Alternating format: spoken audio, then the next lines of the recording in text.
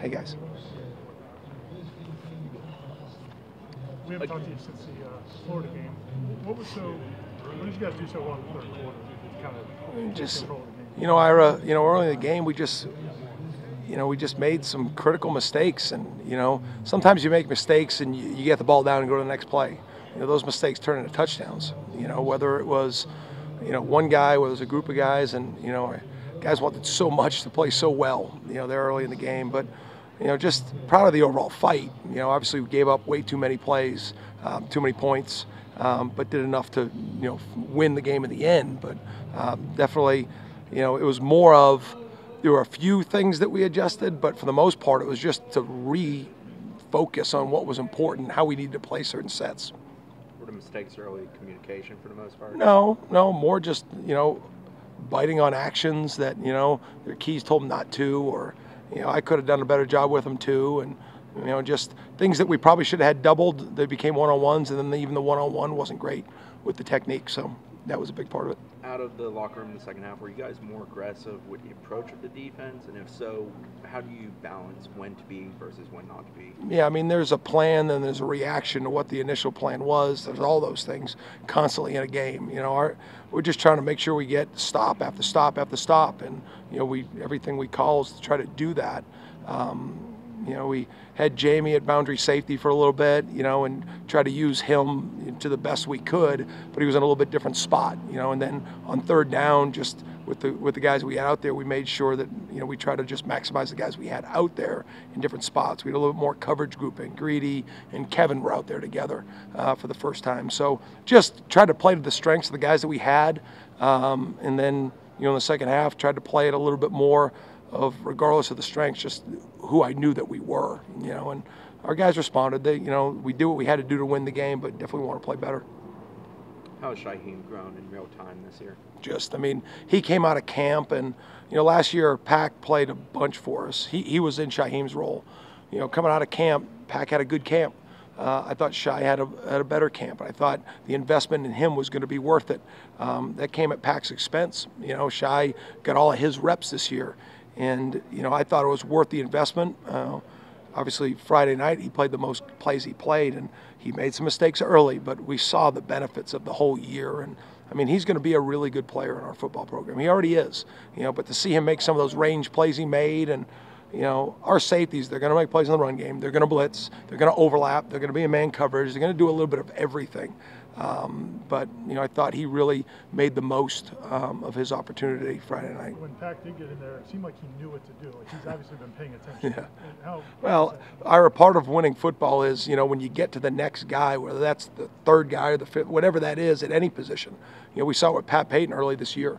He was playing a little bit, but then he got thrust in a role because of injuries, and because he was playing well, and that created more of a role. Pack's played winning football here, and just you just can't play them all the time.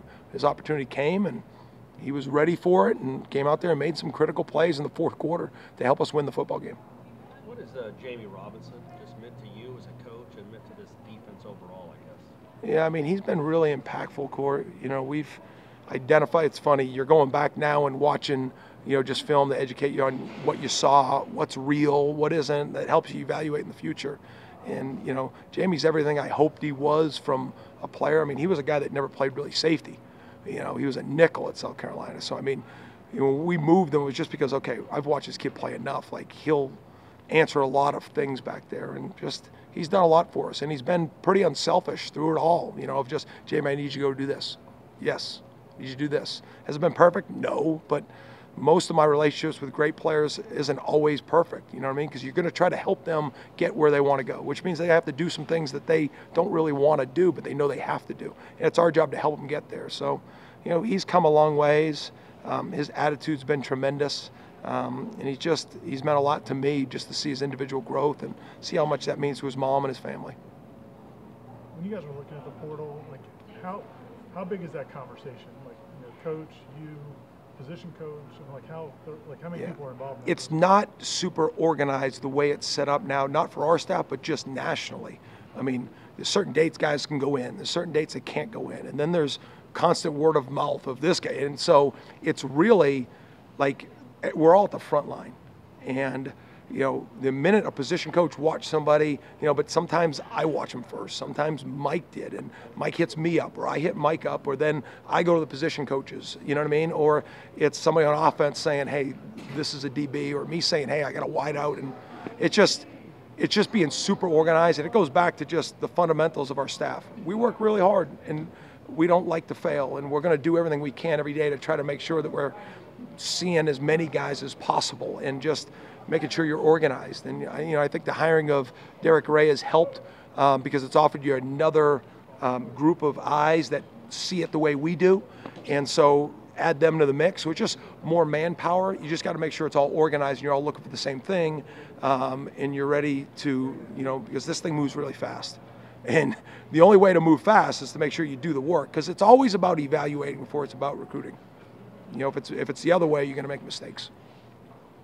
Is it easier to recruit a kid or to talk to a guy like Fabian or Jared and talk to them about their NFL prospects and guide them and give them the information on what's here and what could be elsewhere? I don't understand your question. Is it easier to talk to a recruit or talk to our current players? Just in terms of the amount of emotional sort of capital you have to invest in either getting a kid to come here or try to convince a kid like Jared or Jammie to stick around. Yeah, I don't ever convince a guy to stay here.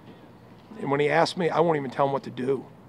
I'll just tell him what we can provide, because, there's different levels of what people want and what they're looking for and what they're willing to sacrifice to get where they want to go, and so I learned as a coach early on, when it comes to those next steps, I'm going to provide the information, this is what we're going to give to you, this is how I'm going to provide for you and what we're going to give to you out of our own. But when it comes down to those decisions, that's on them individually. And then the recruiting part, it's offered. Now we have proof, that we're going to evaluate and we're going to put you in positions, and but it's constant for sure. When you go into the portal season, which is what we're calling it now, the portal season, 2 years ago, I imagine you needed bodies, you needed people that could come play. Not to denigrate the people that did come, but now are you more honed in on we need a need here, we need a need here, we need a need here? Is it a different approach going into 2023? I don't know if the approach is different, but what you're looking for is a little bit different. Listen, obviously we're going to graduate some spots. We're deeper at certain spots than we are at other spots. Yeah, and so I think you're looking for some more specifics instead of, listen, we don't have this at all, but every year it's a little bit different, Corey. So, I just think the numbers where you're at in your 85 will tell you how broad of a scope you have.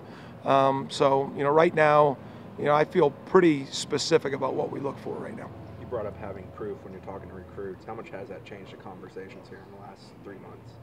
Well, there's just, as you win in this college football scope, this has always been a brand school. So people always like the logo. But now, just a lot of our games are on prime time, and they're on and people watch them. And so now the conversations of, Coach, I saw how 10 played, or I saw how 5 played, or 11, or 4, and they're using examples, which I don't have to set up a Zoom to show them, right? Now it's, you got lead-ins a little bit more, but at the end of the day, you still got to prove it to each individual, of what the fit is and how this thing's going to look for them. How much are you seeing from Taylor since you guys got him on? Not a lot yet, I've had 3 or 4 sit downs with him just to try to tell him the things that I think he can direct his focus on. But right now he's unblockable in his mind. So we'll just keep working with him.